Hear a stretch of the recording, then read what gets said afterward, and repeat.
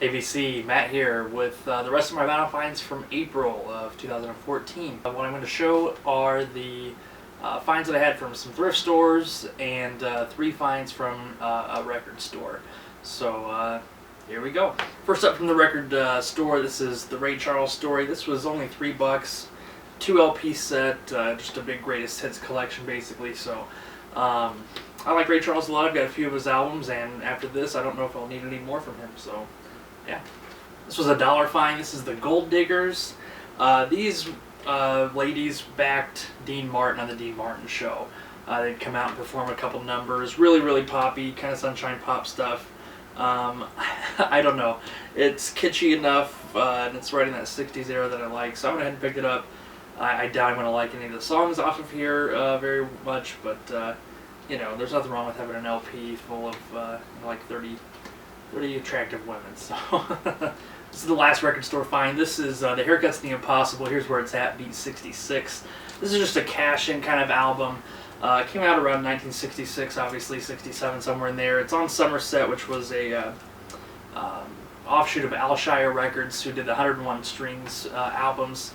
I bought this because of that connection. You're probably wondering why, because it's, you know, not very good stuff generally. But Jerry Cole, who was a guitarist, had a band of his own, but he played on Pet Sounds and a couple other albums like that. He did a recording session around 1965 or 66 with a group that he put together called the Id, and they made the Inner Sounds of the Id.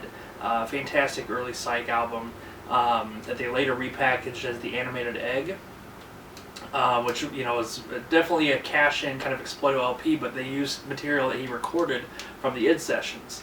And then Alshire, once they released the Animated Egg and it took off, they repackaged it a bunch of different times. And they actually put out an album under the 101 Strings moniker called Astro Sounds Beyond the Year 2000, which was material ripped right from that recording session as well. The Haircuts and the Impossibles have another album.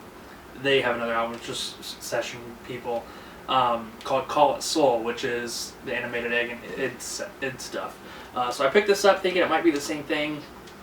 There's a couple of songs that have that kind of a sound, but for the most part this is kind of a surf rock sound, so it's probably still Jerry Cole that did this material, but it's, you know, not the psychedelic leaning stuff. There is one song called Green Beans, which is just a cover of Green Sleeves that has kind of a psychedelic sound to it, but more along the, like a surf rock vein there. But this was still a cool find for $1. And going right into the thrift store finds, connecting again to the 101 Strings. This is Guitars Galore Volume 2. I picked this up hoping it might be some more repackaged, you know, stuff from the Id or Animated Egg sessions, because they still don't really know what all they put out under that. He recorded so much material then, and even Jerry Cole didn't know what they put out under it. So picked it up hoping, you know, it was going to be something like that. House of the Rising Sun is on here. Hey Jude, Scarborough Fair, Wichita Lineman. I'm going to end up keeping this. It was kind of kitschy enough. I just don't think it's.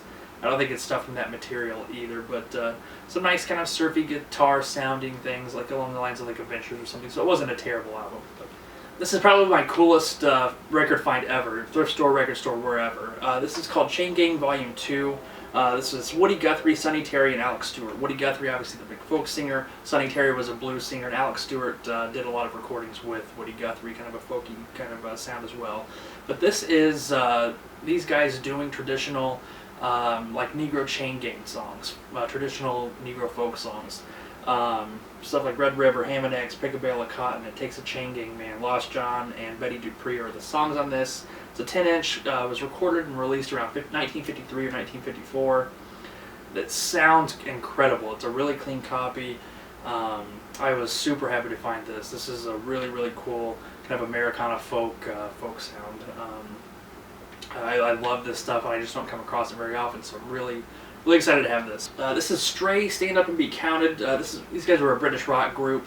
I honestly don't know much about them. I don't know what kind of sound it is. I just know that it's a little bit more rock, so I may not even like this. Then we have Oscar Brown Jr., Heaven and Hell. I have no idea what this is. I just took a chance on it. I'm assuming it's going to be kind of some soul-sounding type stuff. Quincy Jones did some of the orchestral arrangements on it, so it might have kind of a jazzy sound to it. And I know that he sings or does like a musical setting to a couple poems, so kind of a snapshot of kind of that mid-60s probably folk soul kind of stuff. So we'll see. Rush, Caress of Steel. I may get burned at the stake for saying this in the VC, but I don't even really like Rush at all. I've never gotten into them. The guy's voice, I can't get into it.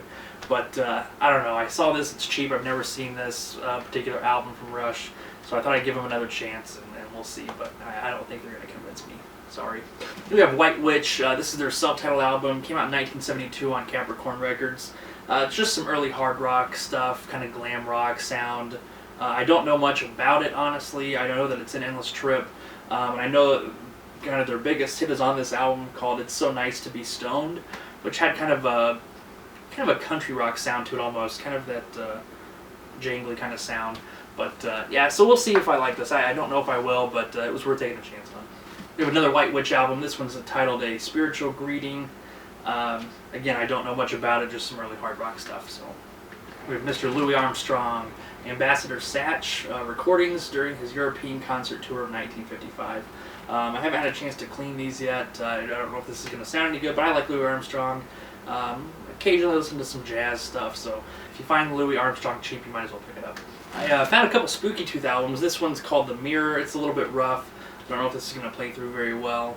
But I did find a nice copy of Spooky Tooth's Tobacco Road. I love their version of that song.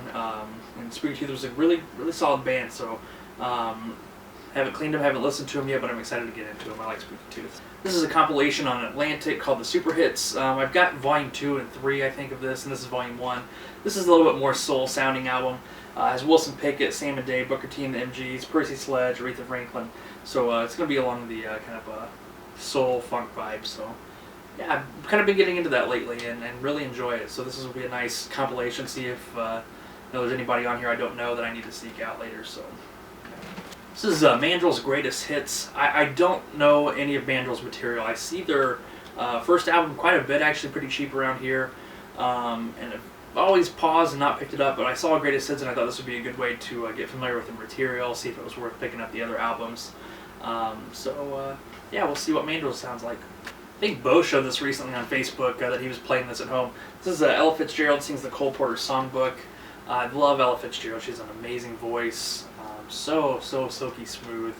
Just love it. This is actually a fairly clean copy. I haven't cleaned the cover at all, but it's just some dirt that's coming off with me just rubbing my finger across it. And the vinyl's super nice. Yeah, my wife likes Ella Fitzgerald a lot too, so we're pretty happy to find this. This is an album that I picked up, and I'm not really even sure why. It's Joey D and the Starlighters doing the twist at the Peppermint Lounge. I actually have the single, and I like it okay. It's definitely not a favorite, and I doubt the album's going to be any better than the hit single. But I thought, for a quarter, I'll take a chance. If I don't like it, I can send it along to somebody that will. We have Richie Havens, Stonehenge. I've got one of the Richie Havens album that I took a chance on, and I really liked it. So I found this in the thrift store as well, and for a quarter, it's absolutely worth taking a chance on. I'm hoping to like this as much as I do the other one. When I saw this album, I thought it was an 80s group. It's called Supergirls. This did come out in the 80s, so that's why it looks so absolutely cheesy and horrible. But it's actually a big compilation, 3-record set of girl groups, stuff like the Shangri-Las, Martha and the Vandellas, the Mermaids, stuff like that. And I love girl groups from the 60s. I love that kind of girl group pop sound, pop rock sound. And yeah, it was the 3-record set, really clean. So I love Johnny Cash. I've got quite a few of his albums. This is Johnny Cash and June Carter, Carrying On With. Johnny Cash and June Carter. Still in the shrink wrap, really clean. They do a cover of It Ain't Me, Babe. They've got I Got a Woman on here. So yeah, I'm pretty happy about that. Continuing on with a little country, my dad listened to Marty Robbins a lot when I was a kid. And this is Marty Robbins' first album, A Song of Robbins. I believe it's his first album anyway. On Columbia, a monocopy on the 6 Eye label. See, it seems split on the bottom there, but yeah, I was pretty happy to find this. I like Marty Robbins a lot. This is the last of the country albums and the only Christmas album I picked up this time around. This is Gene Autry, Rudolph the Red-Nosed Reindeer, and other Christmas songs. That's at Christmas time. The Gene Autry Rudolph song is absolutely a staple around my house, and I'm happy to have the rest of the stuff on LP now. I have a couple jazz albums as well. This is the Dave Brubeck Quartet, My Favorite Things, and judging by the cover, it'd be some of my favorite things too, Dave. So we agree. But no, it's cool. I like Dave Brubeck a lot. Just that nice, cool jazz sound. Very very mellow. I like that a lot. So moving away from the cool mellow jazz sound into more improvisational kind of free jazz. This is Air, 80 Degrees Below 82. Henry Threadgill is in the group. Yeah, I couldn't believe I found these in a thrift store. This was a cool find. I was able to find their Airsong album as well. I think this was originally issued in Japan. It was only available on the Japanese label for a long time, and then they put it out on India Navigation, the India Navigation label. This is so good. I don't normally get into free jazz, but oh my goodness, this it's just a trio. It's Henry Threadgill, Fred Hopkins, and Steve McCall. They're fantastic. This is a great album. You should check it out on YouTube. It's really, really good. Then we have Joan Jett, Bad Reputation. The song, of course, is the theme song to Freaks and Geeks, one of my favorite TV shows. I love Joan Jett. I love the song Bad Reputation. I like some of the other stuff on here. This is a really cool find. This is kind of a reissue of her self-titled album, I believe. So, yeah, really happy to find that cheap. This is Lucifer, Black Mass. It might be Switch, I can't remember. This is on Uni. This is actually Mort Garson, the guy that did the Zodiac Cosmic Sounds on the Elektra label. This is Mort Garson doing Moog synthesizer music, electronic music. A little bit darker. This is a weird find. Something that I'll keep, but it's one that probably won't get played more than a couple times, but kind of a cool snippet of Mort Garson stuff to have. This is an album I see all the time and see fairly cheap, but I've just never picked it up, and for a quarter I couldn't pass on it. It was Bob Dylan's Greatest Hits Volume 2. I have a rough copy. The cover's not the cleanest, but the vinyl's actually pretty nice, so I've got most of Bob Dylan's albums, and it's one of those, like, do I need the greatest hits? Well, for a quarter I'll take it, so there you go. This was a really cool thrift store find. This is Spencer Davis Group, Heavies. I've been looking for this album for a long time. I've never seen it in the stores, and it was sitting in my thrift store for a quarter a couple weeks ago. So I popped on it immediately, took it home. It's a really clean copy, played through really, really nice. Then we have Bill Withers, Still Bill. This has his big hit Lean On Me.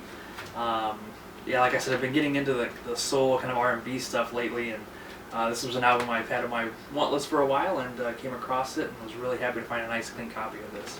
And believe it or not, this is the only copy I've ever seen of this album. This is Tears for Fears, Songs from the Big Chair. This was stuff that I grew up listening to. My dad played 80s stuff a lot, and he loved Tears for Fears. So when I started collecting, I knew I wanted this album. I've never been able to find it. I know it's online for cheap, and I could have done it there, but I knew I'd find it eventually, and this was only a quarter. Of course, Shout, Everybody Wants to Rule the World, and Head Over Heels are the three big songs off of here. Absolute classic 80s album. This is the last of my April finds that I have to show. This is titled Shade the Good Old Days. Kind of a cool looking cover, but the back was blank. I found this in a thrift store. It was like $1, I think. I had no idea what this was. Bought it just on a whim, and the label is the same on both sides, just this pink label that just repeats Shade the Good Old Days over and over and over. And I get out to the car, and I notice a sticker up here that says Beatles. So I look it up online. It's actually a Beatles bootleg of the concert that they did at Shea Stadium in like 64 or 65. That concert was never officially released on vinyl. A couple of bootlegs came out. This was the first bootleg that came out, and then they reissued, or bootleggers just kind of put it back out again with the Butcher cover on it instead. So I would have loved to have found that, you know, a bootleg with the Butcher cover, but no, this is kind of cool. The recording is really bad. It's really quiet. But it's still cool to have. It sounds like somebody just taped it right off of their TV. So, but yeah, Beatles bootleg for $1. And that takes care of all my finds for April. We're at the end of May now, and I need to catch up on those, so hope to get some of those videos posted here in the next couple of days. But thank you guys for watching, and leave me some comments, subscribe if you're not, and we'll talk to you soon. See you guys.